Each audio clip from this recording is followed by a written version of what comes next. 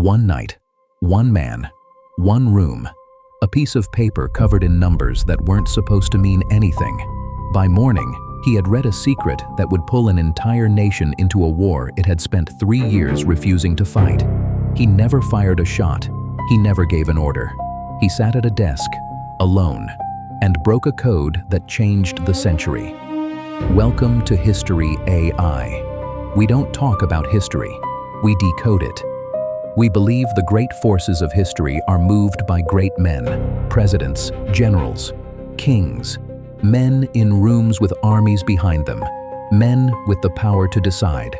We don't think about the other rooms, the quiet ones, the ones without armies, without power, without anyone watching, the rooms where one person sits alone with a problem that nobody else has solved, and solves it. Someone you have never heard of made a decision in a single night that shaped the world you were born into. Not a general, not a president, a mathematician. And the world that came after, your world, was built partly on what he found before the sun came up. January 1917. Room 40, the British Admiralty, London. The war is 3 years old. 3 years of trenches. 3 years of mud and wire and mathematics. The mathematics of attrition, of how many men can be lost before a line breaks, of how long a nation can sustain the unsustainable. Britain is exhausted. France is exhausted. The outcome is not clear. America is not in the war. President Wilson has spent 3 years keeping his country out of a European catastrophe that most Americans believe is not their problem. And in Room 40, the code-breaking division of British Naval Intelligence, a 28-year-old mathematician named Nigel de Grey receives an intercepted telegram. It has been transmitted through multiple channels. It is encrypted in a German diplomatic cipher. Code 0075. By morning, he has broken it. Not completely, not every word, but enough. Enough to understand what Germany has proposed. Enough to understand that if this telegram reaches its destination, if Mexico accepts what Germany is offering, the entire geometry of the war will shift. He reads what he has decoded, and he understands immediately that what he is holding is not just intelligence. It is the key that will open a door that 3 years of diplomacy could not. The Zimmermann telegram was sent by German Foreign Secretary Arthur Zimmermann to the German ambassador in Mexico. Its contents were precise. Germany was about to resume unrestricted submarine warfare, sinking any ship in the Atlantic, including American vessels. Germany knew this might finally pull America into the war.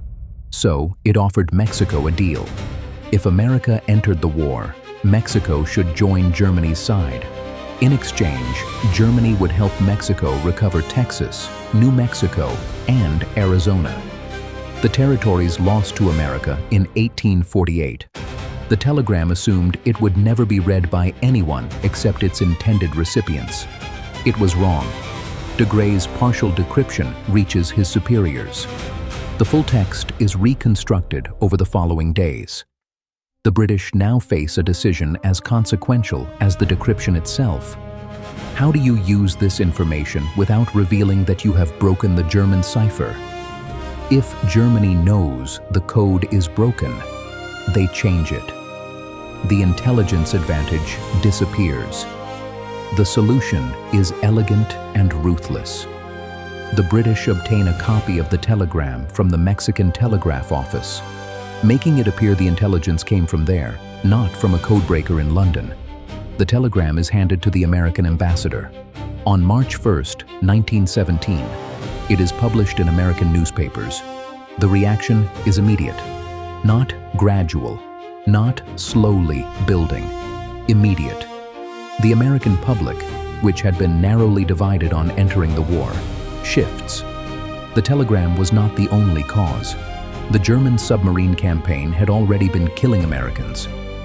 But the telegram was the final piece. The piece that made it personal. The piece that brought the war from Europe to the American mainland, to Texas, New Mexico, Arizona. to the map of America itself. April 6, 1917. The United States declares war on Germany. This is where the lens shifts. When AI models the communication architecture of the First World War, every encrypted channel, every diplomatic cable, every signal moving between governments, it identifies something the participants could not see from inside. A single point of catastrophic vulnerability. Here is what cryptographic collapse modeling shows. Every encrypted communication system operates on one foundational assumption: that the cipher is unbreakable. Not probably unbreakable. Not unbreakable for now. Unbreakable. The entire strategic value of encrypted communication depends on that assumption holding. The moment it breaks, everything transmitted through that channel becomes a liability. Every secret, every plan, every diplomatic proposal, all of it suddenly readable by the wrong eyes. Germany's cipher 0075 was not broken by a team. It was not broken by a machine. It was broken by one man in one night through the application of mathematical pattern recognition that the cipher's designers had not accounted for. AI identifies this as a cryptographic collapse event, the moment where the gap between the complexity of the cipher and the capability of the analyst closes without warning. The model identifies something else. The Zimmermann telegram was not an intelligence failure. It was an assumption failure. Germany assumed that the complexity of their cipher made interception meaningless. They were right about the interception. They were wrong about the meaninglessness. The data was captured. The data was always capturable. What they had not modeled was the human variable, the single analyst who could close the gap. And here is where AI reaches its limit. It can model the cipher. It can calculate the theoretical complexity. It can estimate the time required for decryption by a team of average analysts. What it cannot model is Nigel de Grey at 2 in the morning. The particular quality of attention that finds the pattern others miss. The specific shape of a mind that can hold an entire encrypted system and feel where it is weak. That is not a data variable. That is a person. The most consequential intelligence breakthrough of the First World War was not a system achievement.